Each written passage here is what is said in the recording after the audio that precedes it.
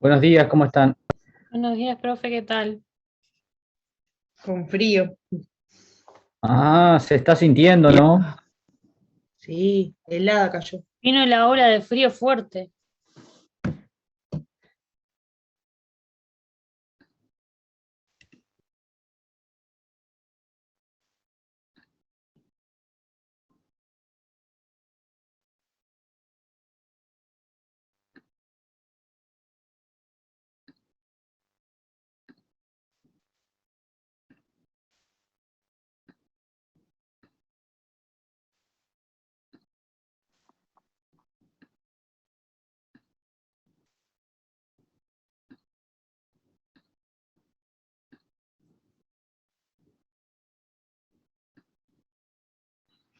Bueno, vamos a seguir con causa hoy.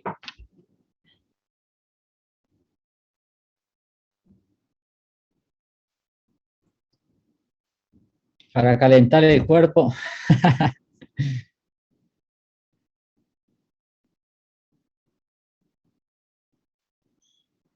Y vamos a ver requisito de existencia de causa, ¿no? Y No, después requisito validez de causa y objeto. pero la existencia me parece que ya la dimos, ¿no? No dimos lo que es la causa. No, y vamos a verla hoy, Lo de según la el orden del día, del acta. Sí, sí. Bueno, pero antes vamos a hacer otra cosa.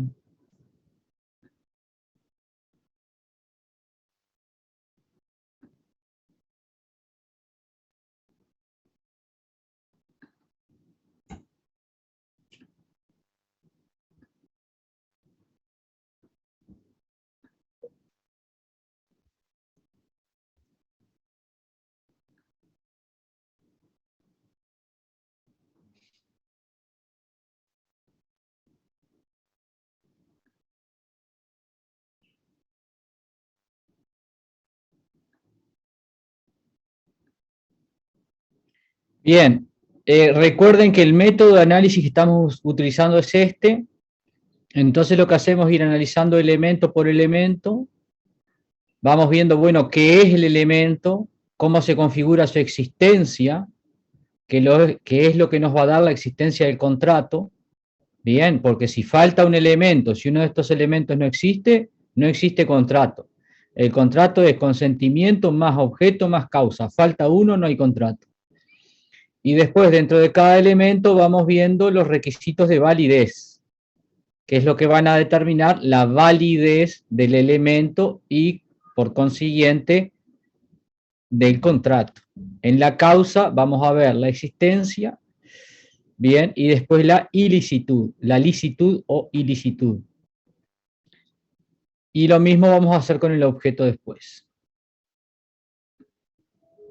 Entonces, habíamos visto el concepto de causa, ahora vamos a ver específicamente el requisito de existencia, que el requisito de existencia es que haya una causa, ¿no?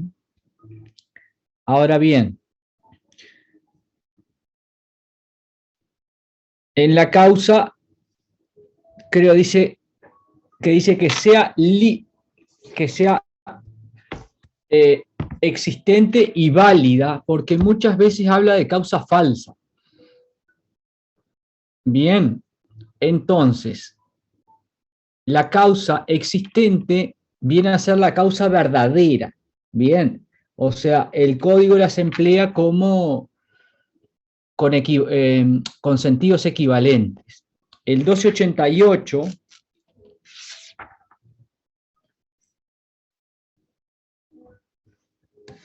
dice, la obligación y por consiguiente el contrato que se funda en una causa falsa o ilícita no puede tener efecto alguno. Pero claro, ahí hay que distinguir lo que es la ilicitud de la existencia de la causa. Porque la causa ilícita nos va a dar invalidez y la causa inexistente nos va a dar inexistencia. Y el 1289 dice, el contrato será válido, aunque la causa en él expresada sea falsa, con tal de que se funde en otra verdadera. Bien, esto refiere a los casos de simulación.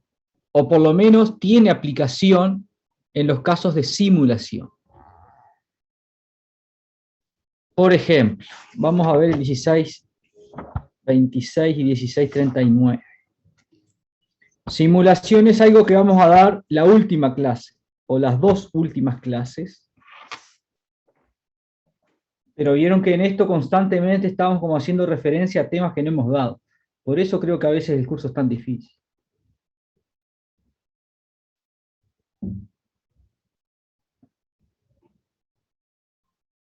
Es que es como que si vayamos para atrás y para adelante y que llega un momento como que se mezcla todo, ¿no?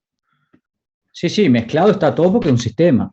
El problema no es mezclarlo, el problema es mezclarlo con conceptos que todavía no han visto y que no lo podemos dar. Yo no puedo dar simulación ahora para explicarles esto.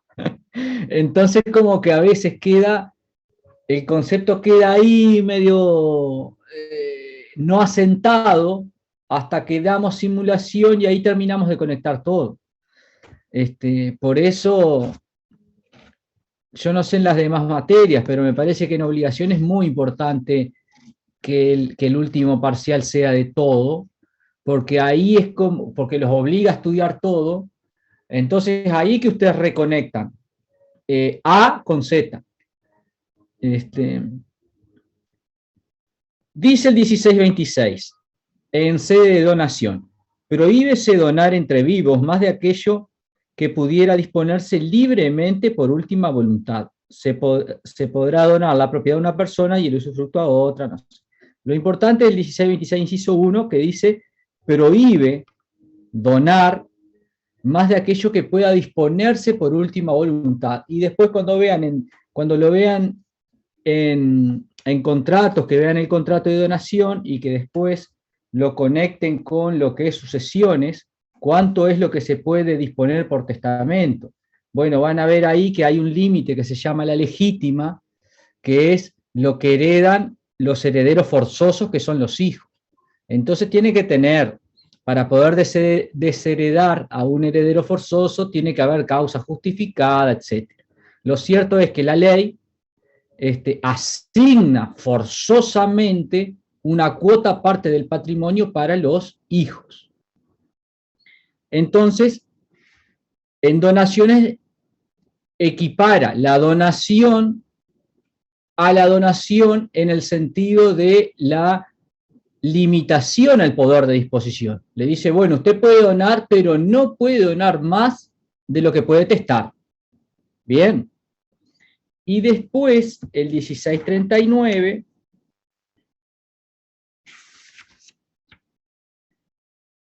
dice que las donaciones que con arreglo a lo dispuesto en el 16.26, el que recién leímos, tengan el carácter de inoficiosas, o sea, las que excedan esa cuota aparte, hecho el cálculo general de los bienes del donante al tiempo de su muerte, podrá reducirse en cuanto al exceso, a instancia de los herederos forzosos, ya sea que estos hayan aceptado la herencia pura y simplemente o con beneficio de inventario. Entonces, ¿qué pasa? Como la ley prohíbe, bien, la donación excesiva respecto al límite, al poder de disposición que exista, según la cantidad de hijos, según el patrimonio que tenga, es un cálculo que se tiene que hacer.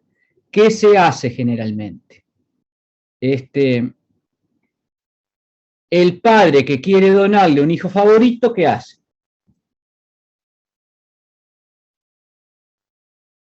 A ver, Tiene que dejar ¿qué en puede hacer? testamento. ¿Cómo? Dejar en testamento, porque en sí igualmente no se puede heredar un hijo, excepto causa de que sea incapaz y tiene que ahí en sucesivo caso tiene que nombrar a algún tutor para que le maneje las cosas, pero Bueno, espere, no entreveremos mucho, si no nos vamos de... A ver, Paulina. Simularle una compraventa.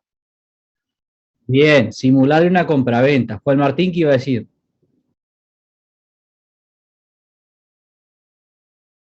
Se le trancó, creo, Juan Martín. O yo lo veo trancado, por lo menos. A ver ahora. No, lo mismo que Paulina, lo de la compra. Ahora, bien, simular. ¿Qué es simular? en vez de donarle, le hace una compraventa, pero nunca pagan el precio.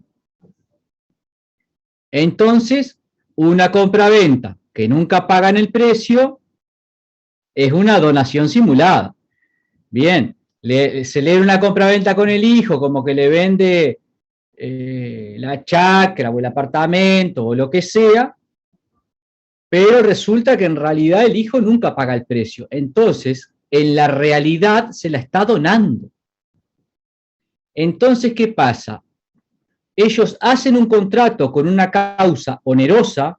Vimos que la causa puede ser onerosa o gratuita, porque es una causa subjetiva, o sea, es la finalidad que tuvieron las partes, no la causa objetiva del contrato, que es la función económica, sino la finalidad que tuvo cada parte a contratar. Entonces, según el código, también es abstracta. O sea, el código califica abstractamente. Bueno, si es oneroso, la causa es la ventaja o provecho que le procura a la otra parte, y si es gratuito es la mera liberalidad. Pero están como tasadas las causas. Son estas dos causas, oneroso o gratuito. Claro, si hace un contrato de compra-venta, la causa es onerosa. Pero en realidad dice, no, esto es simulado. La realidad es que le hizo una compraventa y ahí la causa cambia. Entonces ahí la causa de la compraventa es falsa. Bien, pero ¿qué nos dice el 1289?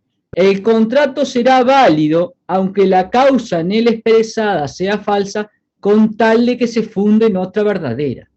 Entonces ahí, en este tipo de simulación, lo que va a pasar es que va a emerger la causa verdadera, que es la causa gratuita. Entonces el contrato por sí mismo no es inexistente. Lo que se va es a recalificar, se va a decir, esto no es una compraventa, porque hubo simulación, esto en realidad es una donación. Y ahí, a la luz del sistema jurídico, se va a valorar si esa donación es nula o no. Pero en principio lo que se hace es no se declara la inexistencia de contrato, sino del tipo contractual. Se descarta la compraventa y se dice, esto es un contrato de donación. Pero la operación económica de transmisión de un bien al patrimonio del hijo, del padre al hijo, se va a mantener. Lo que va a cambiar es la causa. Y esa causa, siendo verdadera, se va a mantener el contrato en principio. Después se va a analizar esa donación, que es el nuevo contrato que emergió, a la luz del 1626 y del 1639. Y si a la luz del 1639 es inoficiosa, van a haber unos procedimientos ahí que son lo que corresponde realizar y lo van a ver en contratos. Pablo.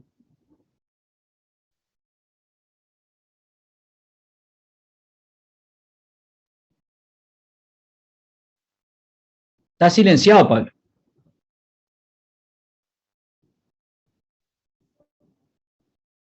No, No Pablo, se no escucha. se escucha.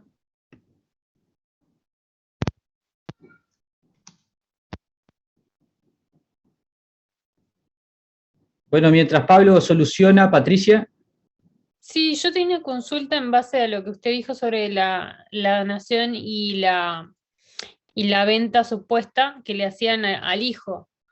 En sí, yo había escuchado en otras clases de obligaciones y de contratos especiales con la doctora Venturini que podía ser que se fijase un precio ficticio en esa compra-venta hacia el hijo, que por ejemplo se ponía un precio súper mínimo para que no tuviera que pagar tanto y para que después el día de mañana, cuando falleciera el padre, no se tuviera que hacer el impuesto a las transmisiones. Eso es lo que había escuchado. Lo vamos a ver en simulación, porque no me puedo meter en simulación ahora, que es un tema que es No, complejo, pero además es un tema que está buenísimo, que les va a encantar. Entonces nos vamos a dedicar es de que es lo que lleno decía después. en contratos especiales ahí en responsabilidad civil, por eso. Sí, después lo vamos a ver en las últimas clases. Melanie. Profe, buen día. No, que le quería decir que hay pila de sentencias acá en Uruguay de esa clase donde los hombres quieren dejarle todo a la mujer y en realidad los herederos forzosos van a juicio por eso mismo. Que estaría Sí, bueno sí, capaz que sí, leer la sentencia en contratos, que es donde lo vamos a dar, si llegamos. no, simulación lo vamos a ver nosotros en obligaciones al final del curso. Ah, entonces hay posibilidad Simulación de y leer probabilidades. alguna sentencia de eso. Sí, se pueden ver sentencias siempre, en casi todos los, o sea, no en casi todos los temas, pero simulación es un tema así bastante práctico que da más cabida a mirar casos, porque es bastante casuístico. La prueba y todo es bien casuística. Bueno, pero se entendió, o sea, por más que ahí la causa sea falsa, va a emerger por debajo una causa verdadera. Y con esa causa verdadera se va a calificar el contrato. Eso es lo que quiere decir el 289. Igual después cuando demos simulación, así como vamos para adelante, vamos a volver para atrás y lo vamos a conectar.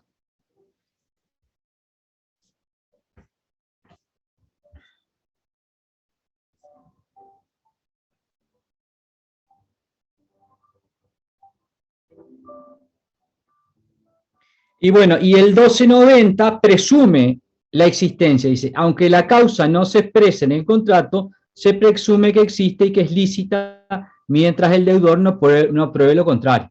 Bueno, simplemente esto significa que si es atacado el contrato, quien lo ataca debe demostrar la inexistencia de la causa. Cosa que tiene todo el sentido del mundo, ¿no? Bien, ¿y cuál es el requisito de validez de la causa? Tenemos una causa que existe y ahora hay que ver si es válida. Bien, el requisito de validez de la causa es que sea lícita. Bien, la licitud de la causa. ¿Alguien que lea el 1288? Vamos a leerlo todo.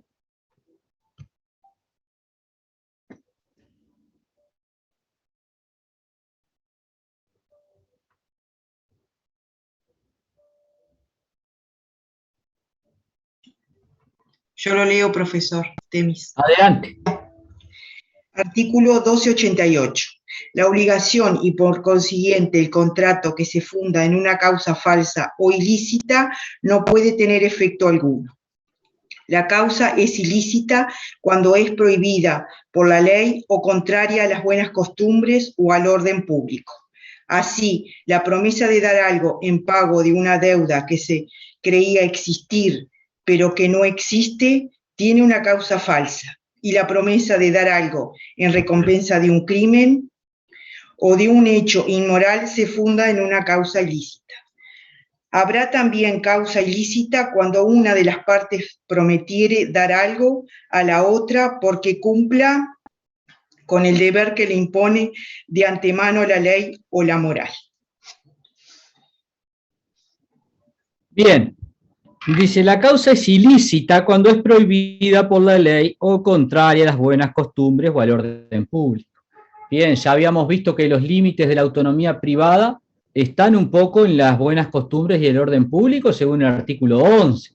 Ya el artículo 11 dice que las partes pueden derogar por convenios particulares las leyes, dice, no pueden, derogar por convenios particulares las leyes en cuya observancia están implícitos, creo que dice el artículo, el orden público y las buenas costumbres. Bueno, esto es una concreción en sede de causa de ese principio general, que las partes pueden, por autonomía privada, crear una norma jurídica obligatoria a ellas, o sea, con efecto a las partes, con efecto particular, o sea, esa norma va a regir la conducta de las partes, pero siempre y cuando no transgredan el orden público y las buenas costumbres, porque en ese caso la norma va a ser inválida. Lo vamos a ver tanto en causa como objeto. Bien, hay una regulación una doble regulación en cuanto a la ilicitud, tanto en objeto como en causa, que a veces puede ser que hasta sean la misma cara de una misma moneda. El hecho es que de alguna manera da certeza, lo que no cae en objeto ilícito cae en causa ilícita. Por ejemplo, cobra para no cometer un delito o para entregar una cosa que está obligado a entregar. O sea, lo amenaza y le dice, bueno, para dejar de amenazarlo o para no concretar la amenaza, le pide dinero. Entonces, claro, está cobrando por algo que ya está obligado a hacer, que es no dañar a otro. O cobra para entregar una cosa que está obligado a entregar. O sea, le tiene que entregar el apartamento porque se venció el contrato y porque tiene ya sentencia de desalojo, y empieza a estirar el lanzamiento y dice, bueno, si querés que me vaya, pagame. Entonces ahí le cobra. Muchas veces eso puede ser un poco maquillado como transacciones a veces, pero le digo, no es algo, o sea, uno lo imagina capaz que es un delincuente que está del otro lado cobrándole, y eso es a lo que apunta el artículo. No apunta, por ejemplo, a una transacción donde yo le hago una reivindicación a alguien y ese alguien frontalmente me dice, no, yo para irme, págueme tanto. Porque claro, ahí de alguna manera está como comprando el tiempo uno, el tiempo que le puede llevar un litigio, el tiempo, y la persona del otro lado alega algún derecho. Dice, no, pero yo hice reforma, yo hice esto, yo hice lo otro. Entonces eso hace que las pretensiones sean controvertidas y se termina transando. Ahí cuando la parte alega un derecho, eso es harina de otro costal. Acá lo que apunto, para que les quede claro el ejemplo, aquí imagínense en un caso donde es claro que la persona no tiene derecho a cobrar una contraprestación y le cobra una contraprestación para hacer lo que debería hacer porque la ley se lo impone o porque el contrato se lo impone. Bien. Y hay casos donde son más, les decía, que se tocan más. Por ejemplo, porque en estos casos de que la persona, bueno, le cobra una suma de dinero para no matar a alguien. Bueno, no matar es una prestación lícita. O sea, una cosa es, te cobro para matar. Ahí habría objeto ilícito, porque la prestación es ilícita. Pero cuando yo le digo, te cobro para no matar, la prestación es lícita. Lo que es ilícito, dice Yoserán ahí, es la finalidad de tener un beneficio económico por dejar de matar a alguien, por dejar de cumplir, por cumplir lo que le ordena la ley. Entonces ahí en esos casos hay causa ilícita. Entonces reitero, cuando la prestación es ilícita en sí, ahí hay objeto ilícito. Entonces, le paga un sicario para que mate a alguien. Bueno, ahí hay objeto ilícito, porque el sujeto va a cumplir una prestación ilícita. Ahora, cuando le cobra para no matar, o sea, no matar es una prestación lícita, entonces no hay objeto ilícito. Lo que hay es causa ilícita, porque está obteniendo un beneficio económico por hacer lo que le ordena la ley. ¿Se entendió la diferencia?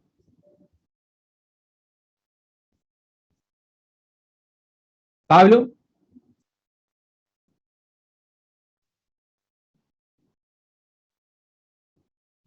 Profesor, Ahora se escucha. ¿puedo repetirlo? Porque me quedo con duda entre causa y lo otro, ilícito. Gracias. Bueno, ya voy contigo, Fernando. Pablo, ¿sí? ¿Se escucha ahora? Ahora sí. No, le quería plantear el caso. Tengo un tío mío vendió uno de los parkings que tiene acá en Uruguay y me llamó porque hace bastante tiempo los títulos los tiene la escribana y los necesita. Y la escribana quiere cobrarle por entregarle los títulos. Me pareció que era bastante acercado o que tenía punto de contacto con lo que manifestaba usted, porque él ya sus honorarios los pagó. Bueno, sí, si no tiene nada para cobrarle la escribana, porque a veces lo que hace el escribano es usar el título como un derecho de retención. O sea, mire, usted tiene cosas pendientes de pago, hasta que no las pague no le devuelvo el título. Ahora, si está cobrando solo por devolverle el título, es causa ilícita. Sería un ejemplo de la vida real, ¿no? Al tener todo pago. Sí, puede entrar en ese ejemplo, sí. Fernando. Gracias. Yo quería ver si puedo repetir lo que dijo porque no me quedó claro. Eso. Gracias. ¿Pero lo que dije a partir de las 8 o cuándo? No, lo que dijo ahora, eso lo de causa ilícita, causa ilícita y lo que es la causa, eso no me quedó claro. Y bueno, toda la clase. O el ejemplo. Creo que se refiere al artículo 288 cuando le leyó Temis, que capaz que ahí no le quedó claro lo de causa lícita y lo de causa ilícita, ¿no? ¿No, Fernando? Sí, así es, gracias. Sí, sí. Ver, Eso fue lo que no me quedó claro. Lea el artículo, Fernando. Del inciso 2 para adelante.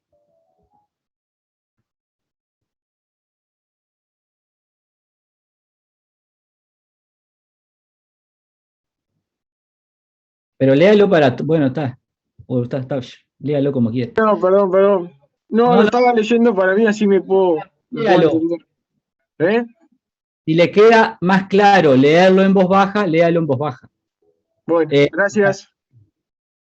Y dígame, a ver, porque parece bastante claro.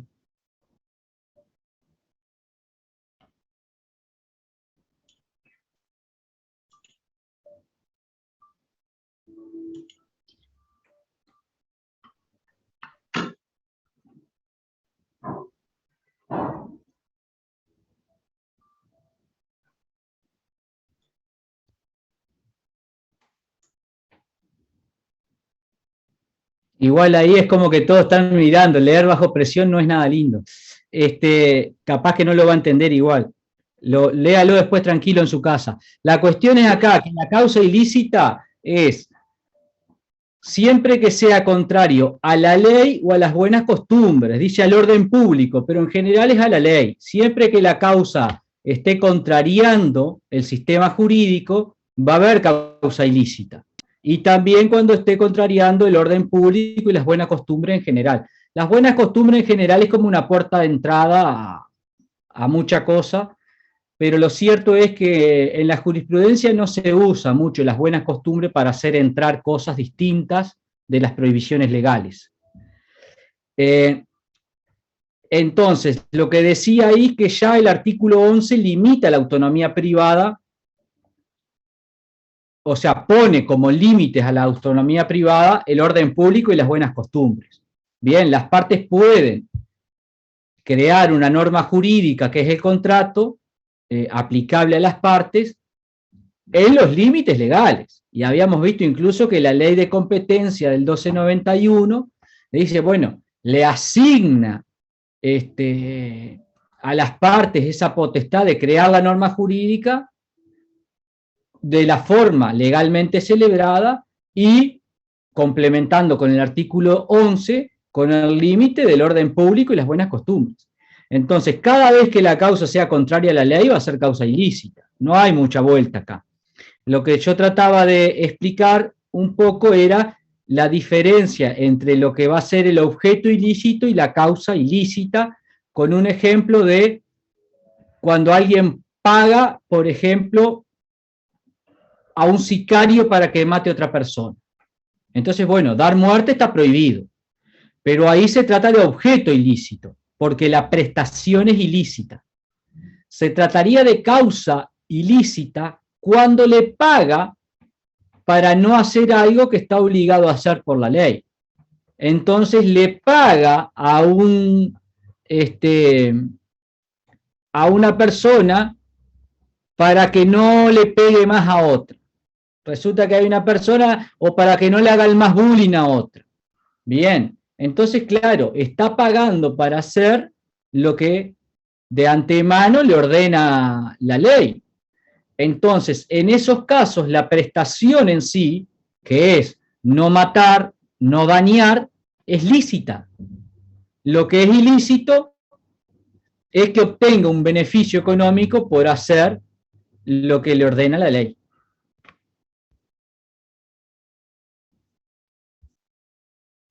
¿Quedó más claro, Fernando? Ahora sí, gracias. Bien.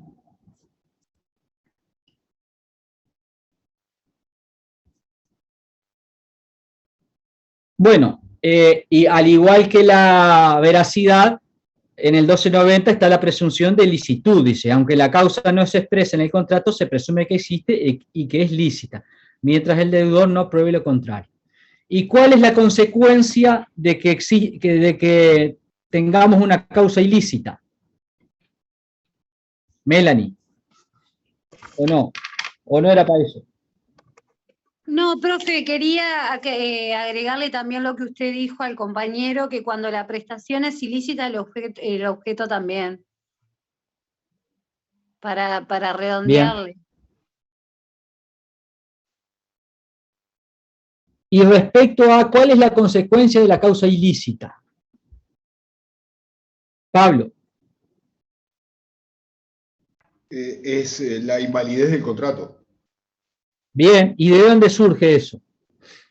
Del cuadro que usted nos dio, de los efectos que genera la falta de algo. Pues lo pasa está, pero usted no puede demandar diciendo, acá en el cuadro está clarísimo, señor juez. De los artículos. Bueno, artículo 1560 en C de nulidades. Alguien que lo lea, el inciso 1 nada más, está bien.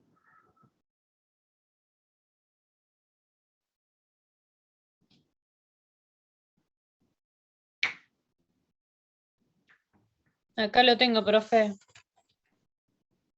1560. La nulidad producida por un objeto y causa ilícita y la producida por la omisión de algún requisito o formalidad que las leyes... espere que me falta luz.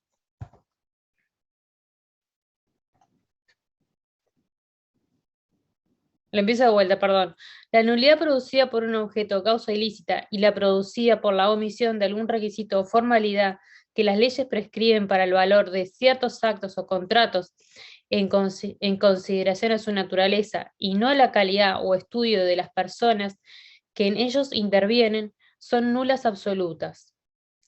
Hay asimismo nulidad absoluta en los actos y contratos de personas absolutamente incapaces. ¿Sigo en el tercer inciso? Está bien, con el primero ya está. La nulidad producida por objeto, causa ilícita, y la producida por la omisión de algún requisito o formalidad que las leyes prescriben para el valor de ciertos actos o contratos, en consideración a su naturaleza y no a la calidad de estado de las personas que en ellos intervienen, son nulidades absolutas. Bien, claramente, después vamos a ir de nuevo a esto en nulidades, pero ya vamos viendo la consecuencia, ¿no? Si hay causa inexistente, el contrato es inexistente. Si hay causa nula por ilicitud, perdón, sería al revés. Si hay ilicitud de la causa es nula y el contrato va a ser nulo. Bien. En realidad directamente se anula el contrato, no es que se anule la causa por anular el contrato. Si hay causa ilícita, el contrato es nulo. Bueno, si no hay preguntas, sigo con objeto entonces. Damos por terminado causa. Melanie. Sí, profe, yo tengo una pregunta. Esto para que lo había puesto en el chat, la incapacidad, ¿no sería como una nulidad relativa? Porque estaría supeditada a que el incapaz o cumpla la mayoría de edad o en realidad se le retire el interdicto. Ponerle que un incapaz se recupere, una persona declarada incapaz se recupere y pueda hacerse cargo, digamos. Pero no sé por qué viene la duda de capacidad acá. Claro, porque en realidad no sería la nulidad absoluta, la incapacidad. No estamos hablando de incapacidad acá estamos hablando de causa. No entreveren, ¿eh? Ah, no, porque había leído algo de incapacidad, por eso me quedó resonando, disculpe. Bien. Vamos a objeto.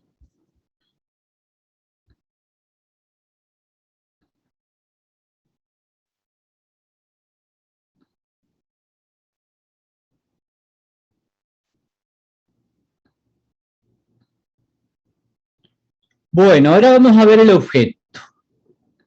Y vamos a ver también, al igual que en la causa, la existencia del objeto y después los requisitos de validez.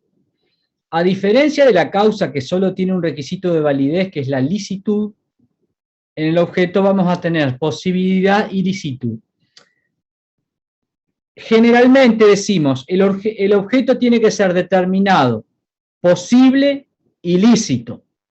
Pero vamos a ver que la determinación va a ser un presupuesto para la existencia del objeto. Bien. Y después, en los requisitos de validez, vamos a analizar la posibilidad y la licitud del objeto.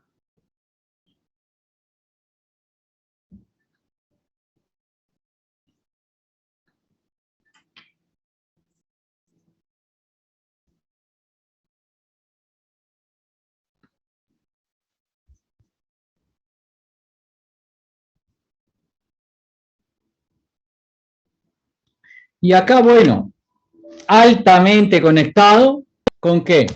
Que ya dimos. Con consentimiento también. Consentimiento, objeto, causa, ¿no? Y antes de eso, en la primera parte, Con las tratativas. el que leyó se da cuenta al toque. Milagros. Con las tratativas. ¿Con? Con las tratativas que vimos. Antes. Con el poder negocial. Con el poder normativo negocial. Antes, primera parte, teoría de la obligación. El consentimiento, profe. Era cuando teníamos las distintas posturas, diríamos, lo que era, el objeto era la prestación y todo eso. Ahí. Dice el 1288, creo, no. Vamos para objeto. El 1282 no es, profesor. A ver, ¿qué dice el 1282? ¿Lo leo? Sí. El objeto de los contratos es el objeto de las obligaciones que por ellos se contrajere.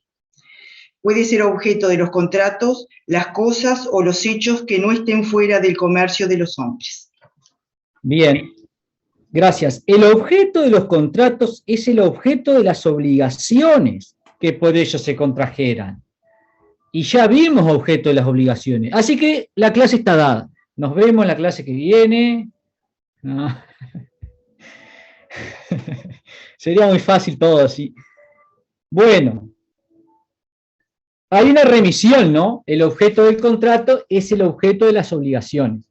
Recuerdan, sí, me imagino que tienen clarísimo el objeto de las obligaciones, que había, Victoria recién nos recordaba las posturas. ¿Vos te acordás de las posturas como para refrescarlas acá? Vamos arriba, hay que tenerse más fe. La postura materialista era una, ¿no, profesor? Materialista que decía que el objeto de la obligación es... La cosa. La cosa.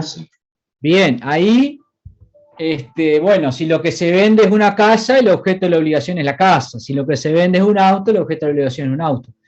Pero si el sujeto tiene que hacer una prestación que consiste en un servicio, bueno, ahí flaqueaba. La utilidad era ahí, ¿no? En esa teoría era la utilidad. Ahí estaba también la de la utilidad, pero por ahora estamos haciendo la crítica a la doctrina materialista. Cuando se presta un servicio, la doctrina materialista hace agua. ¿Por qué? Porque ¿cómo identificamos el bien o cosa si no hay ningún bien o cosa a entregar?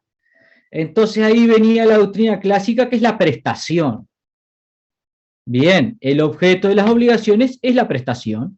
Y ahí veíamos que, por ejemplo, el 1245, la prestación, y teníamos todos los artículos creo que tienen un poco todas las posiciones tienen base en algún artículo, porque el código es bastante promiscuo en ese sentido y bastante vago muchas veces. Entonces, la teoría de la prestación decía, no, el objeto de la obligación es la prestación, y después venía Cafaro y Carnelli que dicen, no, la teoría de el objeto de la obligación es la utilidad que reporta esa prestación. Bien, porque ellos lo veían más objeto como objetivo. Entonces, se dice, la finalidad, dice Cafaro y Carnelli, que tienen las partes al contratar, el objetivo es obtener una utilidad. La cosa en sí no me sirve para nada, me sirve para satisfacer determinado interés que tiene el acreedor, que en ese caso la utilidad que le proporciona será el acceso a la vivienda. Ahí como que se produce una mayor concreción y abstracción a la vez, pero abstracción en el sentido que a veces no es tan fácil de identificar como la prestación. La prestación siempre es claramente identificable. Pablo. Pero parecería que esta última, que es la de Cafaro y Carnelli, era la única que podía concentrar todo, porque era la única que dejaba la explicación de por qué la prestación la podía cumplir un tercero en favor del acreedor. Si solamente fuera la prestación si solamente fuera la prestación y no la utilidad económica o el provecho, no podría ser susceptible de ser ejecutada por un tercero. La de Cafaro y Carnelli es la que se ajusta más de las tres. La de arriba, la de Peirano, no. Bueno, ahí tengan cuidado. Yo creo que estamos un poco más, ya al haber parcial y todo, podemos profundizar un poco más ahí. Y ahí está bueno que, ojo, no es que la pueda hacer un tercero, porque en realidad, si yo tengo que levantar un muro y el muro lo levanta un tercero, la prestación no cambia, cambia el sujeto. El sujeto va a venir a hacer la misma prestación. Lo único que va a cambiar es el sujeto que hace la prestación, pero la prestación no cambia. Creo que puede tener más sentido lo de Cafaro y Carnelli cuando le dicen, bueno, no puedo obtener la ejecución forzada específica y voy por la equivalente. Ahí sí, porque la prestación es distinta. Se obligaba a entregar algo y no lo entrega y termina obteniendo una suma de dinero. Pero ese argumento está en la fase patológica. Ese argumento está en fase patológica. Es ya cuando dice, bueno, hay incumplimiento y la consecuencia desfavorable por el incumplimiento es tal. O sea, está como, hasta aquí venía la obligación convencional y después ya es la fase patológica. Entonces es relativo, o por lo menos le quita fuerza a la teoría, porque se fundamenta en la fase patológica, en la fase anormal de la obligación. Ahora bien, Cafaro y Carnelli también en esta misma línea, en el mismo trabajo, analizan el objeto del contrato, porque en realidad ellos, el objetivo que tienen en ese trabajo es, bueno, clarificar cuál es el objeto de la obligación y cuál es el efecto del contrato. Ahora bien, antes de llegar al objeto del contrato de Cafaro y Carnelli, que no es gran cosa tampoco, no hay un gran desarrollo, ustedes vieron que capaz que es medio galimático el trabajo, en el sentido que es de lectura difícil. Presten atención ahí, porque una de las cosas que los puede entreverar es que ellos a la obligación le dicen relación obligatoria. Y nosotros al principio del curso dijimos, bueno, hay que distinguir la obligación como situación jurídica de la relación obligacional, que es una relación jurídica. Y ellos ahí, la verdad que no, constantemente dicen relación obligatoria, entre paréntesis obligación. Entonces, ¿por qué no le dicen obligación directamente? Pero bueno, el tema es que es una advertencia, aviso al navegante, porque eso los puede entreverar. Ahora bien, dice, el objeto de los contratos es el objeto de las obligaciones que por ellos se contrajeran. Entonces, si nos remitimos a las distintas posturas del objeto de la obligación, son las que recién vimos. Entonces se dirá, el objeto del contrato es o la cosa, o el objeto del contrato son las prestaciones, acá no sería una prestación, sino las prestaciones, bien, porque puede haber prestaciones de dos partes, y Cafaro y Carnelli, que son los que sustentan la utilidad de la prestación, dicen no, el objeto de las obligaciones no es el objeto de los contratos. Entonces hay que distinguir la utilidad de la prestación con el objeto del contrato. Hay que distinguir el objeto de la obligación y el objeto del contrato. Son dos cosas distintas. Bien, la utilidad de la prestación es el objeto de la obligación. El contrato va a tener su objeto. Y el objeto del contrato es la norma jurídica que las partes crean. Bien, las partes, cuando hacen un acuerdo, que va a ser el contrato, su objeto es crear una norma jurídica como un programa de conductas al cual se van a someter. Entonces, en satisfacción de sus intereses, dice, bueno, a mí me interesa tu casa y a mí me interesa tu plata. Ah, bueno, vamos a crear mediante un acuerdo una norma que establezca que vos estás obligado a entregarme en la casa y yo estoy obligado a pagarte una suma de dinero. Y ese es el objeto del contrato, la creación de la norma jurídica que, claro, dicen Cafaro y Carnelli, es distinta del acuerdo en sí. ¿Por qué? Porque la norma que crean es el efecto del acuerdo. Bien, el acuerdo es el medio para crear esa norma jurídica o sistema de normas, porque en realidad puede ser un sistema de normas. Ellos le hablan de norma en sentido de una o varias normas. Patricia.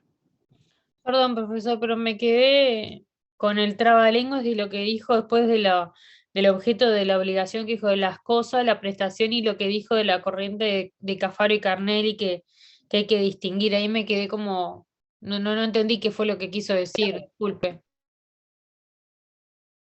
Y lo que quise decir fue lo que dije. El objeto de los contratos es el objeto de las obligaciones. Y lo que dicen Cafaro y Carnelli es no.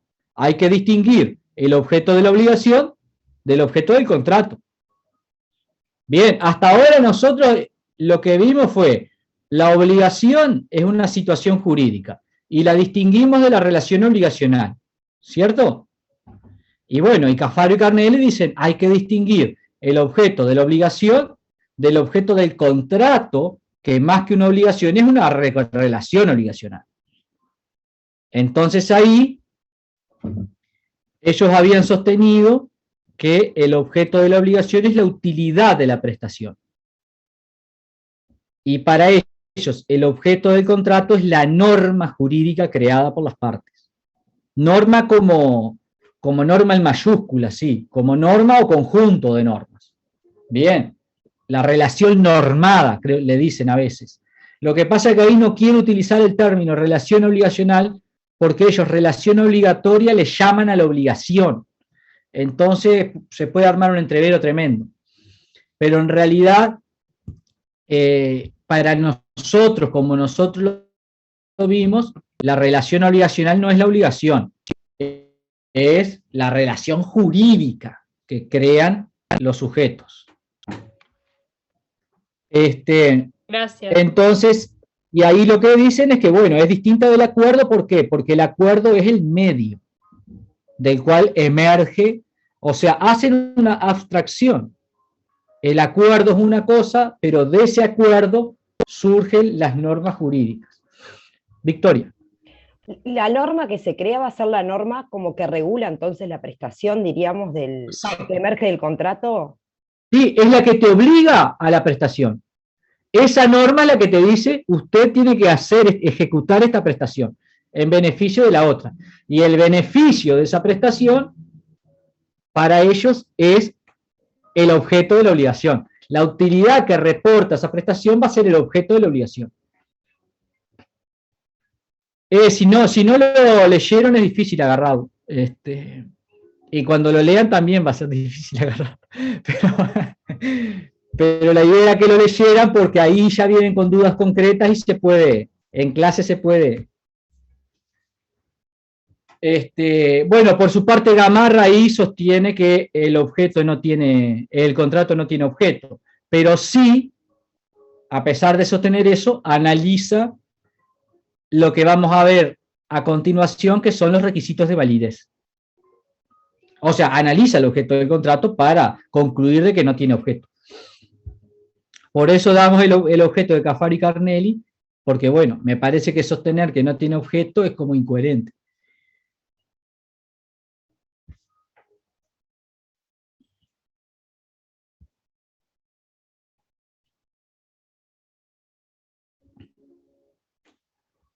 Bien, ¿cómo determinamos la existencia del objeto?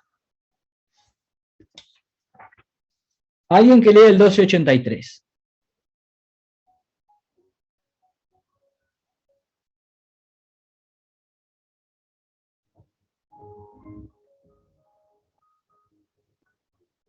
¿Lo leo, profesor? Sí. No solo las cosas que existen pueden ser objeto de los contratos, sino la que se espera que existan, pero es necesario que las unas y las otras estén determinadas a lo menos en cuanto a su género. Se refiere ahí a los artículos 913, 1625, 1651 y 1671. Después sigue el segundo inciso. La cantidad puede ser incierta con tal que el contrato fije reglas o contenga datos que sirvan para determinarlo. Los hechos han de ser posibles, determinados y en su cumplimiento han de tener interés los contrayentes. Bien, de vuelta, repaso. ¿Cuándo vimos esto?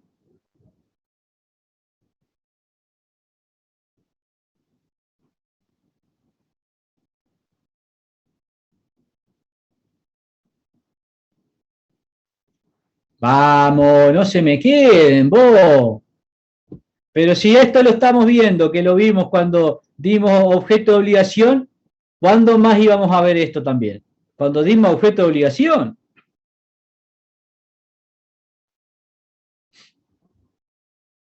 Habíamos hablado de la determinación, ¿no? Del objeto de la obligación. Y acá es lo mismo. Recuerden, si hay una remisión al objeto de la obligación, acá necesariamente vamos a estar repitiendo cosas de objeto de la obligación. Entonces, habíamos visto ahí, porque ahora, claro, entramos a analizar la determinación, ¿no?, del objeto se va a dar por las prestaciones. O sea, para determinar el objeto tengo que determinar a qué se obligó una parte y a qué se obligó otra. Es eso. Entonces, voy a caer necesariamente en determinar las obligaciones en particular de cada parte para poder determinar el contenido de la relación obligatoria. Entonces ahí tengo que ver a qué se obligó cada uno. Y habíamos visto en determinación, si recuerdan, que había que determinar la identidad y la cantidad. Bien. Y la identidad, en principio, admitía grados, porque estaban, recuerden, las obligaciones de género y de especie. Entonces, la identidad se va a determinar por género o por especie, pero al menos en cuanto al género. Bien. O sea, el mínimo de determinación para la identidad es el género. Y después, para la cantidad, tiene que ser determinada o determinable. Bien, entendiendo determinable en el sentido de que el contrato prevea reglas claras para poder determinarlo.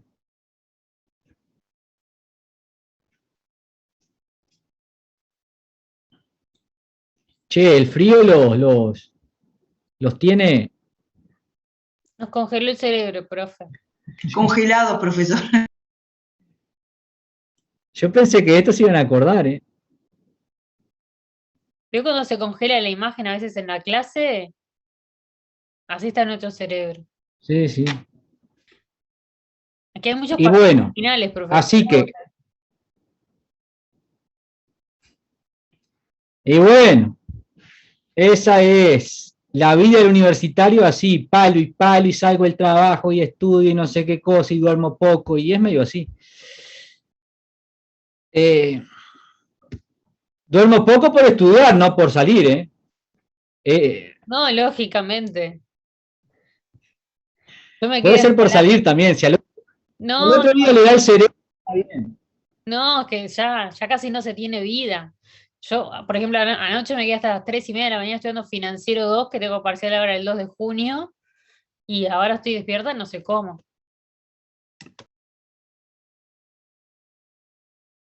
Y bueno, después habrá tiempo de descansar. Yo cuando terminaba, lo que quería era dormir, me acuerdo, pero reconozco que yo, claro, una cosa de los 20 años, que uno sale y todo y tiene una energía que no sé dónde la saca. Hoy en día imposible sería. Bueno, de esto se acuerdan entonces. La determinación es, el género es el mínimo.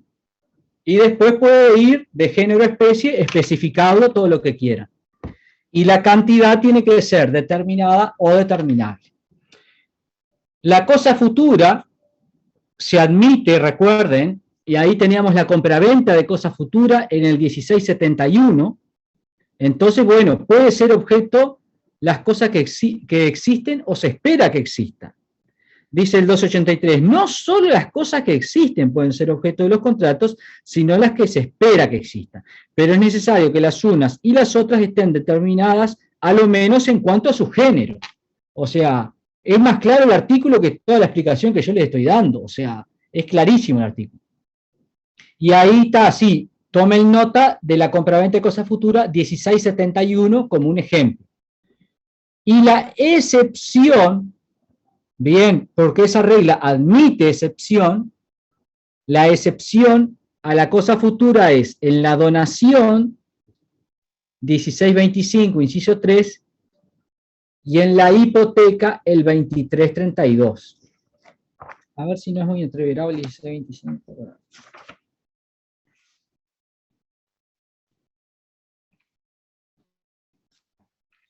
Bien, es clarísimo el 1625, vamos a leerlo.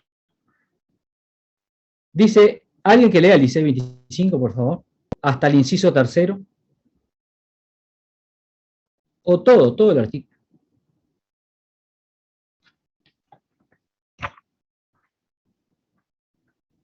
Acá lo tengo, profe. Artículo 1625.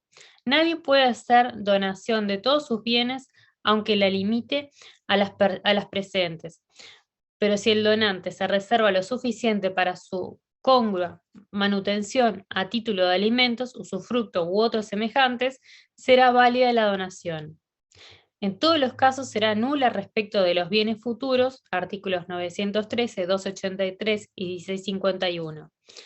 En los bienes presentes se comprenden todas las cosas o valores con relación a los cuales el donante puede conferir desde luego un derecho cierto. Bien. ¿Y alguien que lea el 2332 que no sea la compañera? Vamos a colaborar con la lectura del código, por favor.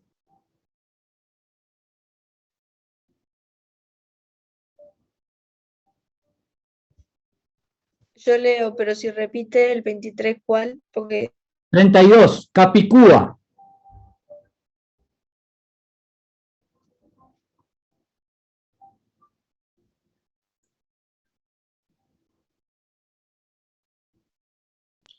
Yo leo si quiere, profesor. Ya se ofreció una compañera, ahí lo están. Bueno, está. acá lo tengo. Artículo 2332. Los bienes futuros no pueden hipotecarse. Bien, ahí es clarísimo entonces los dos artículos. En la donación, en todos los casos será nula respecto a los bienes futuros, y en la hipoteca, los bienes futuros no pueden hipotecarse. Esta es la excepción al artículo 1283 que acabamos de leer.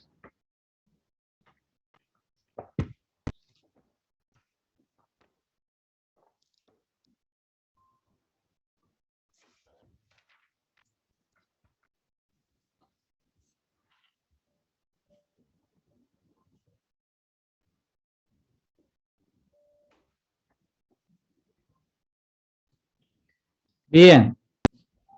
La determinabilidad, decíamos, bueno, tiene que estar determinado por lo menos en cuanto al género, y ahí habíamos visto que se determina el género y después se produce la concentración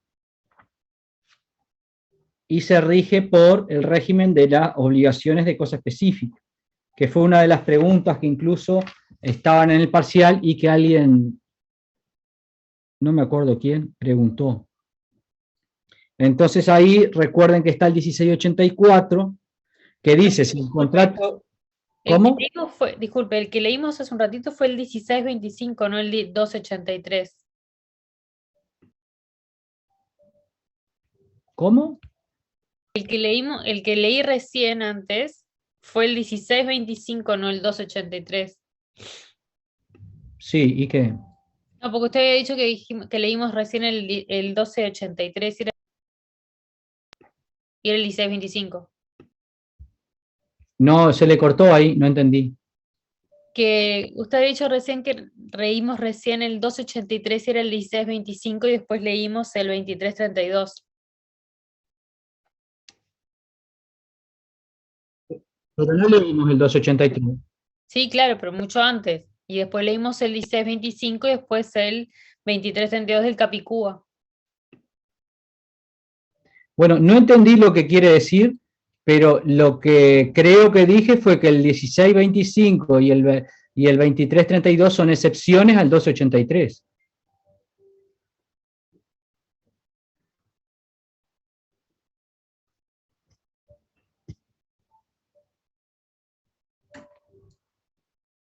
Porque se está cortando mucho, Patricia.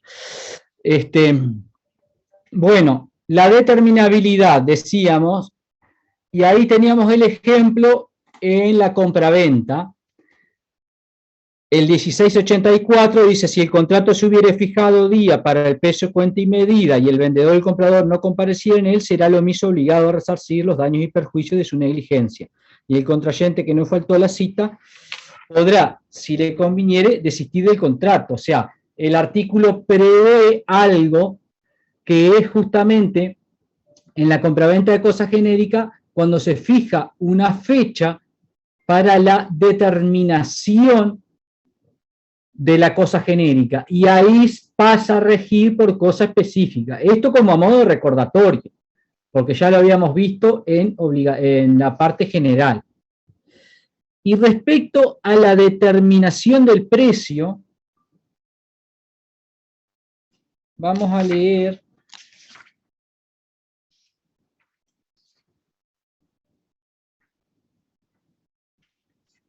el 1666 y el 1667. ¿Alguien se anima a leerlo? ¿Alguien? Recién se ofrecieron 2 personas, pero ya había otra. Si quieren, pueden leer ahora. 1666 y 1667. Yo leo el 1666, profesor Temis.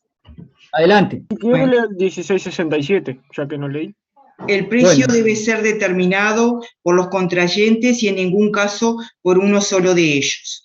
Podrá hacerse la determinación del precio por cualesquiera medios, o indicaciones que lo fijen.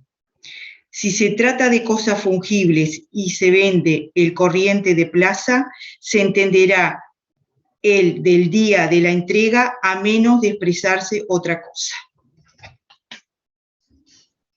Bien, Fernando creo que fue que habló, 1666. Sí, y lo que estaba leyendo le voy a decir a la compañía el 1666, creo que era, porque alguien preguntó por el chat, ahí va. Sí. Bien, voy a leer el 1667. También podrá dejarse el precio de arbitrio de tercera persona determinada. Si ésta no quisiese o no pudiere señalarlo, no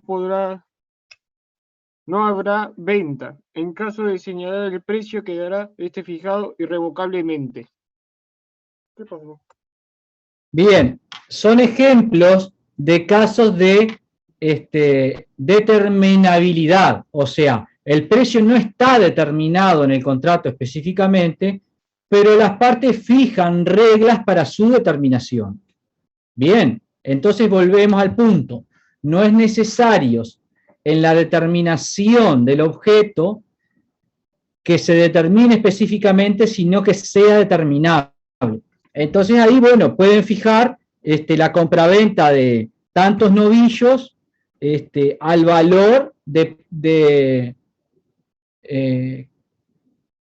tal fecha, ponen una fecha, al valor de tal fecha determinado por la asociación de consignatarios de ganado, ¿no? O etcétera. Bien, o fijar una tercera persona para que determine el precio según el 1667. Lo que no puede es quedar al arbitrio de uno solo de ellos, decir, bueno, el precio lo va a determinar sultano, que es una de las partes del contrato. Bien, ¿y eso por qué? Lo vamos adelantando.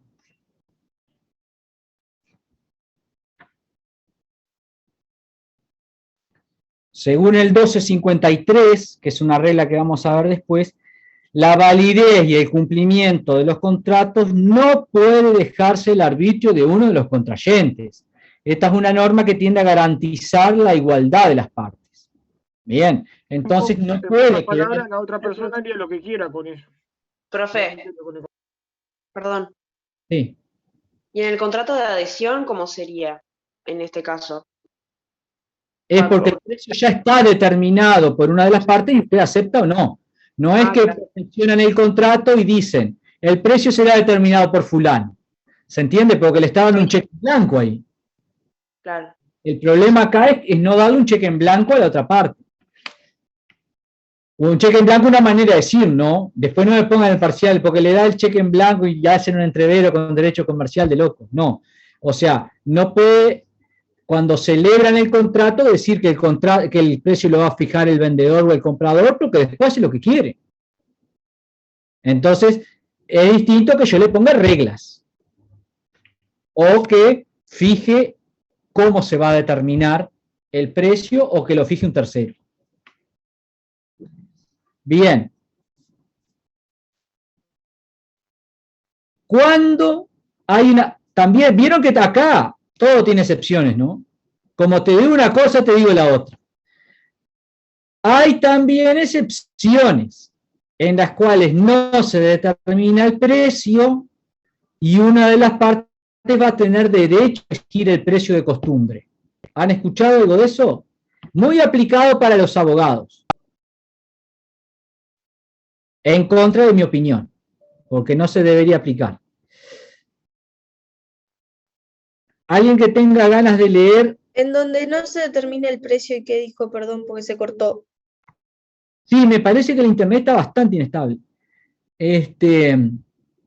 Donde no se determina el precio, pero la parte puede solicitar al juez que determine el precio de costumbre.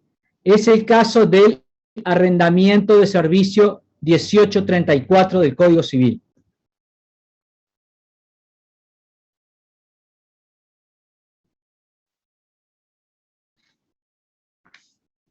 ¿Alguien que lea, que no haya leído? Leer es bueno porque dice que uno entra en calor. Vamos arriba. Y está lindo para entrar en calor. ¿Quiere lo leo, profe? Lo tengo acá a mano. Yo también. Vamos a darle la oportunidad a Débora. Buen día. 1834 dijo, ¿no? Sí. Artículo 1834. El que hiciera algún trabajo o prestase algún servicio a otro puede demandar el precio, aunque ningún precio o retribución se hubiese ajustado, siempre que al tal servicio o trabajo fuese de su profesión o modo de vivir honesto. En este caso, se presumirá que los interesados ajustaron el precio de costumbre para ser determinado judicialmente si hubiera duda. ¿Sigo? Sí, sí. Si el servicio o trabajo, aunque honesto, no fuera relativo a la profesión o modo de vivir del que lo hizo, solo tendrá lugar lo dispuesto en el inciso anterior cuando, por las circunstancias, no se presumiera la intención de beneficiar a la persona a quien el servicio se hacía. Esta intención se presume si el servicio no fue solicitado o si el que lo prestó habitaba en casa de la otra parte. Los plazos dentro de los que la acción pueden hacer son los indicados en los incisos precedentes y se A ver. cuentan, ¿sí? ¿Eso está leyendo el mismo artículo? Sí. Continúa. Porque yo tengo, en los casos de este Ay, no, artículo, ¿cierto? perdón. ¿Sí? Perdón, se me juntaron las páginas. 1834. En los Sí, casos, el en los casos de tercero. este artículo, Ahí va. si ha habido ajustes sobre el precio o retribución, lo pactado se cumplirá, siendo entre personas capaces y no probándose que intervino fuerza, error, dolo o fraude. Ahora sí, perdón. Bien, gracias.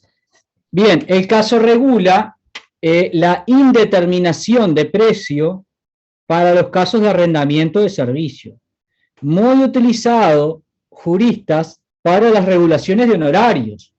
Bien, se determina, bueno, te hago el trabajo, nunca hablan nada, y después el cliente se va o se va el abogado, o uno de los dos desiste. Porque, bueno, no siempre es el cliente que renuncia al abogado, el abogado también puede renunciar al cliente. No renunciar al cliente, sino renunciar al contrato. Desistimiento unilateral se llama, y lo vamos a ver, por diferentes razones. Yo que sé, a veces el cliente se pone pesado, yo que sé, o pide resultados que es muy difícil conseguir, sobre todo en nuestra profesión, mejor dicho, en la profesión de los abogados, porque de acá van a salir abogados, defensores, jueces, escribanos, fiscales, de todo un poco. En la profesión del abogado es bastante difícil porque está tratando de dar un servicio en base a lo que decida otro. No es yo qué sé. La mayoría de los profesionales le pide el servicio, lo hace y lo hace el mismo, chao. No, este tiene que tratar de convencer a otro, que es el que va a decidir, y a veces eso se complica, y más con lo lento que es la justicia, que las personas piensan que un proceso no es tan lento como en la vida real es. Entonces, claro, imagínense en un caso donde la persona está ansiosa porque quiere ver los resultados y es la historia sin fin. Ahora, antes era más normal, ahora cada vez menos, que no se fijara un precio quizá. Entonces, en definitiva, después se terminaba pidiendo regulación de honorarios, que es concurriendo al juez y diciéndole que el juez regule los honorarios, que determine cuáles son los honorarios que la parte le debe al abogado. Pablo, ¿qué va a decir? No, que acá lo que iba a decir es que acá la excepción ¿cuál sería? Porque acá no quedó al arbitrio de una de las partes. Acá hay un tercero imparcial que va a decidir el precio. Por ende, si bien es un sujeto que no aún queda bajo la órbita de un sujeto, no es un sujeto parte. Es un tercero imparcial el que lo decide. Por eso, ¿cuál sería la excepción? Que las partes no lo preguntan en el contrato. ¿No estaba determinado? No, está bien, pero no queda al arbitrio de una de las partes, sino de un tercero. Hay indeterminación del precio. Pero solamente a lo que atañe a esto es la indeterminación del precio, pero nunca, en ningún momento quedó bajo el arbitrio de ninguna de las dos partes. O sea, no hay un desequilibrio. No podría prever el código. Bueno, entonces el arrendador del servicio determinará el precio, porque sería contrario a todo lo otro. Lo que prevé es una solución de que lo establezca un tercero, pero es una excepción porque las partes no lo determinaron. Incluso, en lo que yo entiendo que sería una postura adecuada y coherente al sistema jurídico, en los casos de arrendamiento de servicios estamos ante una relación de consumo. ¿Y ahí qué pasa? ¿Qué pasaba en la relación de consumo? Si el precio no estaba determinado. Si el precio no está determinado, el contrato era nulo. Yo entiendo que ahí, ojo, los que vayan a ejercer abogacía, determinen los honorarios, porque ustedes como proveedores de un servicio tienen dentro de la oferta, tiene que estar determinado el precio con intereses, con todo. Entonces, ojo, porque si no lo determinan, por ahora no he visto ninguna sentencia, pero entiendo que si se aplica la ley de defensa del consumidor, el 1834 no sería aplicable. Entonces, prendan las antenas, háganse un contrato tipo y cada vez que reciban un cliente, háganlo firmar ese contrato. Porque además es bueno también porque ya le dan información al consumidor. Yo incluso antes de hacer contratos había hecho una especie de declaración al consumidor donde se le informan los riesgos. Porque muchas veces la persona piensa que es seguro que se gana el juicio, que no, entonces informarle, claro, hay que informarle los riesgos también. Mire, esto no es que usted va, reclama y gana. Entonces, depende de si es un cliente que usted conoce o no, pero generalmente hay que informar al consumidor tanto el precio como los riesgos. Y lo mejor para eso es hacer el contrato ya con eso incorporado. ¿Se entendió?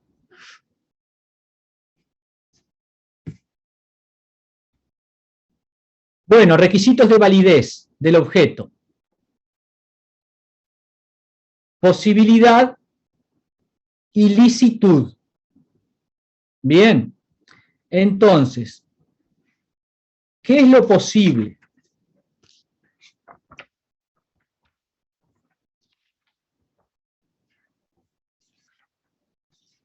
La posibilidad puede ser jurídica o física.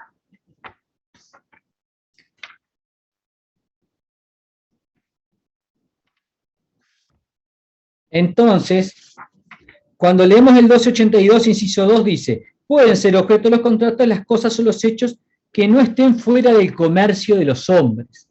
Entonces, ahí se refiere a la posibilidad jurídica. Bien, ¿qué es lo jurídicamente imposible? Lo que está fuera del comercio de los hombres. Bien, el clásico dicho, refrán, te vendió el obelisco en cuotas. Claro, porque el obelisco está fuera del comercio de los hombres, no se puede vender. Es un objeto imposible. O le vendió la Torre Eiffel. Hay un caso famoso de un estafador que vendió 3 veces la Torre Eiffel. Y después tenemos la posibilidad física en el 1284. Dice el 1284, los hechos son imposibles física o moralmente. Es físicamente imposible el hecho que es contrario a la naturaleza. Bien.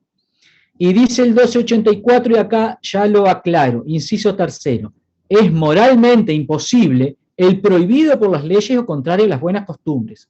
Acá, ojo, el 1284, inciso 3, cuando dice moralmente imposible, en realidad refiere a ilicitud, no refiere a imposibilidad jurídica. Una cosa es lo contrario a las leyes y otra cosa lo que está fuera del comercio de los hombres. Lo que está fuera del comercio es imposibilidad jurídica. Lo que es contrario a la ley es ilicitud. Bien, entonces, imposibilidad física es que el hecho es contrario a la naturaleza, dice el 1284. Después, imposibilidad jurídica es el 1282, inciso segundo, que nos dice que pueden ser objeto de los contratos las cosas o hechos que no estén fuera del comercio de los hombres. Ese es el punto. Y la ilicitud es lo que es contrario a la normativa, al sistema jurídico. Y es a lo que refiere el 1284, inciso 3, cuando dice moralmente imposible. Cuando dice moralmente imposible, en realidad se refiere a ilicitud. Bien. Entonces, ¿cuándo habría objeto imposible físicamente? Por ejemplo, si se perdió la cosa antes de la compraventa. Si la cosa pereció y después celebran el contrato, hay objeto imposible. Si la cosa pereció después de la celebración, ¿qué hay? Y antes de la entrega. Teoría de los riesgos. Riesgos. Bien. Entonces hay que diferenciar. Si la cosa pereció antes de celebrarse el contrato, objeto imposible. Si la cosa pereció después de celebrado y antes de entregarlo, se aplica la teoría de los riesgos. Ahora, ¿puede repetir, profe? sí, si la cosa pereció antes de celebrado el contrato, objeto imposible, físicamente. Físicamente imposible. Si la cosa pereció después de celebrado el contrato y antes de la entrega, teoría de los riesgos, que lo vimos en la primera parte. Si la cosa está fuera del comercio de los hombres, imposibilidad jurídica.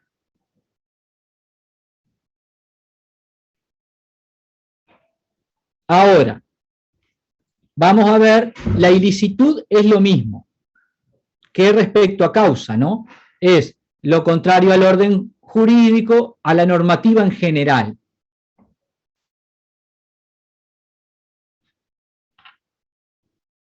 Dice el 1286, hay un objeto ilícito en todo lo que contraviene el derecho público oriental. Así, la promesa de someterse en la República a una jurisdicción no reconocida por las leyes orientales es nula por vicio del objeto. Y ahí recuerden la distinción que hacíamos. Una cosa es que la prestación esté prohibida y otra cosa que sea prohibido remunerar esa prestación. El objeto ilícito es cuando la prestación en sí es prohibida. Si hago un contrato de sicariato de una persona para matar a otra, el objeto es nulo. Bien, ¿por qué? Porque la prestación es prohibida. Compraventa de cocaína, objeto nulo. Bien.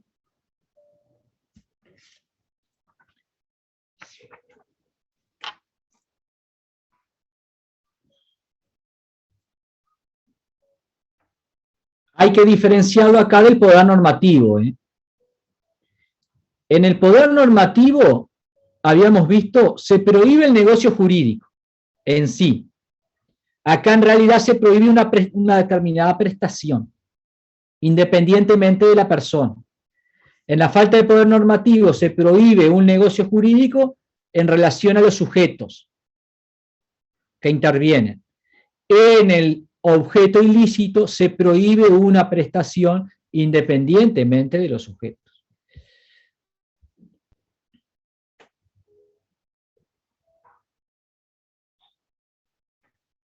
Ejemplos de buenas costumbres, bien, de objeto ilícito por buenas costumbres. Gamarra pone el ejemplo de supresión o limitación de la libertad individual, por ejemplo, cuando se obliga a perpetuidad, celebran un contrato por 80 años, o abstenerse de denunciar un delito, o se obliga a no hacer un testamento, o se obliga a cambiar de religión, por ejemplo. Esos son casos que van contra las buenas costumbres porque limitan la libertad individual. Después, compensación por un acto que se debe cumplir, esto lo habíamos visto, que para nosotros era causa ilícita y no objeto ilícito. O ventaja excesiva a favor de las partes, por abuso de derecho. Por ejemplo, pactan un honorario, vi un caso en Argentina de que los honorarios del abogado eran como 50 millones de dólares. Entonces ahí se redujo el honorario por abuso de derecho.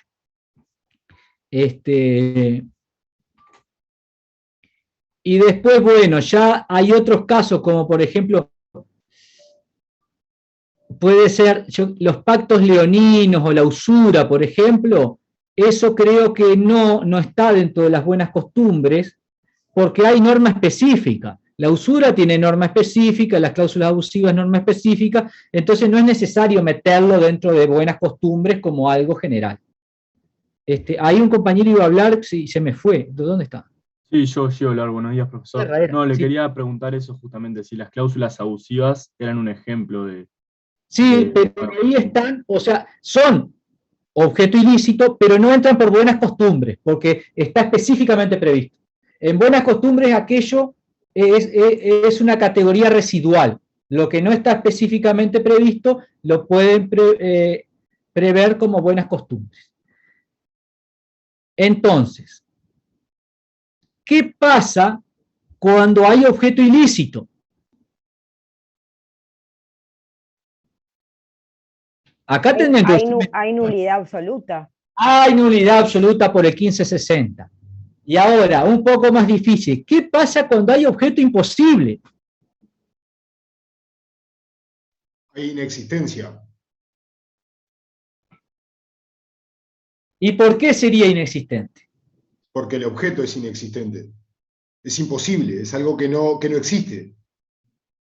Bien, ahí hay que diferenciar. Cuando hay indeterminación, ahí sí sería inexistente porque el objeto es inexistente. Cuando hay imposibilidad física o jurídica, en realidad es inexistente porque no hay consentimiento. Porque si el objeto es inexistente, no puede haber voluntad de obligarse.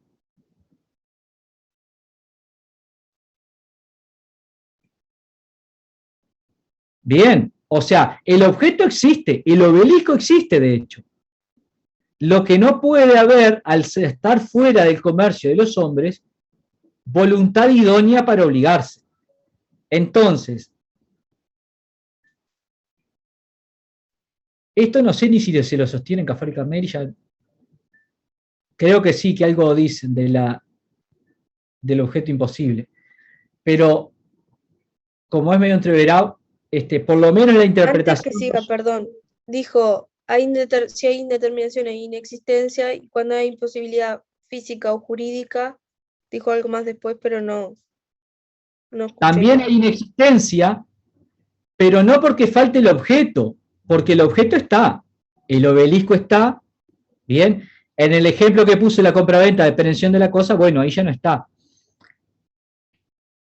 Entonces, ese podría entrar por las dos, tanto por inexistencia del objeto como por el consentimiento. Pero, por ejemplo, cuando la cosa está fuera del comercio de los hombres, lo que no puede haber es voluntad de obligarse. Entonces, ¿hay realmente voluntad de obligarse cuando la persona le vende a otra a él? Entonces, si la percepción de la voluntad de la persona es clara, bueno, no hay voluntad de obligarse. Ahora, si está inducida en error o en engaño, va a haber vicio de consentimiento. Pero entra más bien por el consentimiento, no tanto por el objeto en sí. Profesor, entonces el objeto ilícito sería cuando no puede haber voluntad de obligarse. No. Estamos hablando de objeto imposible. Perdón, ahí va, objeto imposible. Es cuando no, yo me había confundido de palabra, perdón. No, objeto imposible, una cosa es lo que es el objeto imposible, que el objeto imposible es imposibilidad jurídica cuando está fuera del comercio de los hombres, imposibilidad física cuando se obliga a un hecho imposible. Bien, se obliga, por ejemplo, a hacer un edificio en 3 meses. Bueno, hay imposibilidad física. Es imposible construir un edificio. Usted me dirá, depende de qué edificio. Bueno, se obliga a construir un edificio de 10 pisos y 4 unidades por piso en 3 meses. Bueno, hay objeto imposible. Entonces ahí lo que no puede haber es consentimiento, porque no hay voluntad real de obligarse. ¿Se entiende? La persona que se obliga a eso, en realidad, ¿tiene voluntad de obligarse? Porque no es absolutamente absurdo. Entonces ahí donde entra, me parece, la inexistencia, es por el lado del consentimiento. Esto es para, ojo, esto no es una postura muy desarrollada, pero sí es algo que analíticamente en la lógica del análisis de la eficacia contractual me parece lógica. Bien, ustedes no van a encontrar en el código esto que les estoy diciendo. ¿Se entiende? Es un análisis lógico de cuando hay imposibilidad. La pregunta es, cuando hay imposibilidad del objeto, ¿cuál es la consecuencia? Bueno, Algunos dirán nulidad absoluta. Por ejemplo, Gamarra va a decir nulidad absoluta. Ahora yo lo que les digo es que eso, bueno, está bien lo que estamos haciendo de este ida y vuelta, porque no les había dicho eso. Para Gamarra sería nulidad absoluta siempre. Cuando hay indeterminación, cuando hay imposibilidad y cuando hay ilicitud. Para Gamarra va a ser siempre nulidad absoluta. Para Cafaro y Carnelli, si hay indeterminación, va a ser inexistencia, y cuando hay imposibilidad también va a ser inexistencia. Pero bueno, yo ahí en el cuadro les pongo imposibilidad e ilicitud dentro de la validez, para que no se mareen demasiado, pero me parecía de un tema de honestidad intelectual explicarles esta otra posición. Profe, antes de irme entonces, porque en la bibliografía están los dos, ¿con qué postura nos tenemos que quedar de acuerdo a usted, no? Porque usted va a hacer el segundo parcial. Y capaz nosotros nos quedamos con una postura errónea o que usted no toma. No, yo desde el principio les dije que la libertad de cátedra es de docentes y de estudiantes. Ustedes tienen, si yo viniera acá a imponerles una oposición, está listo, no doy más clases. O sea, yo mi idea...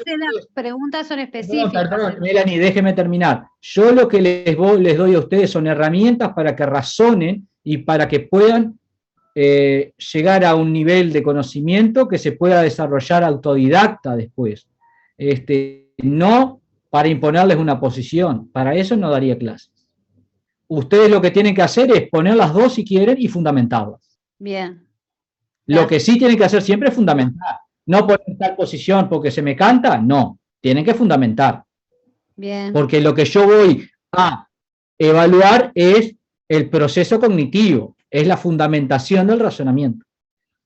Pablo, y ya estamos fuera de hora, así que no, si hay preguntas, ¿cuánto las tiramos para que viene? Solamente quería preguntarle, para Cafaro y Carnelli hay inexistencia y para Gamarra hay nulidad absoluta. ¿Cuál es la diferencia entre la nulidad absoluta y la inexistencia? La vamos a ver después. Está, perfecto, está. Pero tiene que haber diferencia, ¿no? Si no le llamo, no es solamente terminológica. Gracias. Martina Rodríguez. Buen día, profesor. Quisiera quedarme sacándome la duda. Si usted pregunta en el parcial, por ejemplo, sobre las dos posturas, ¿está bien contestar las dos entonces? Sí. Gracias. Igual pregúntenmelo al inicio de la clase que viene, eso de las posturas, porque es importante. Sí, como decía Pablo, el diferenciar cuál es la postura de cada uno y el por qué. No, más que nada eso no, sino más en el tema, más de qué es lo que debe saber un universitario, independientemente de esto. No es que tiene que adoptar una doctrina y seguir esa doctrina, no. No digo de adoptar una doctrina, sino como decía Pablo, diferenciar el porqué de cada una, de tanto Cafaro Carnelli como la de Gamarra. A eso iba. Y eso lo vamos a ver después. Bueno, en la próxima, ¿qué sigue?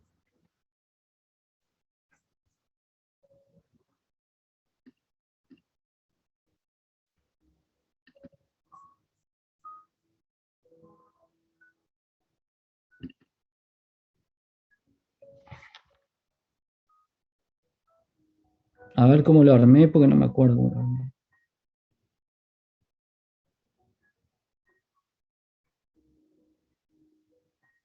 Bueno, requisitos de eficacia, poder de disposición, vamos a ver.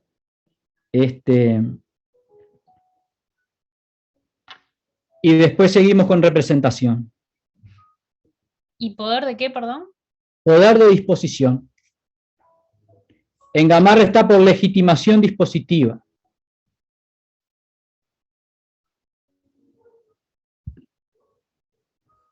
Y representación.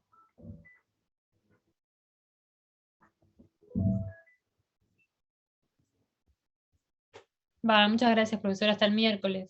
Gracias, profe. Hasta el miércoles. Hasta el miércoles. Gracias, profesor. Hasta el miércoles. Buena jornada.